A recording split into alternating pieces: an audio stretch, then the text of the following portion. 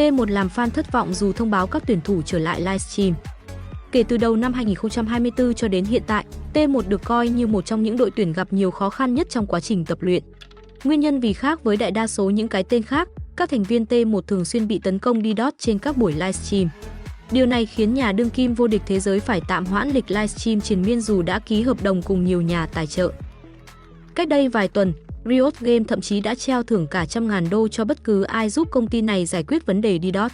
Tuy nhiên vấn đề này vẫn là thứ gây nhức nhối cho Riot Games suốt những ngày vừa qua. Cho đến hôm nay, T1 đã thông báo về việc các tuyển thủ trở lại livestream trong tháng 2, dù vậy fan lại chẳng mấy hào hứng và còn có đôi phần thất vọng.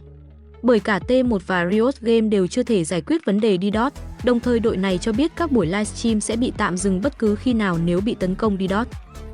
Vì lý do ấy, một số fan lo lắng các tuyển thủ sẽ lại bị ảnh hưởng bởi vấn đề DDoS và không thể tập luyện cho LCK một cách nghiêm túc.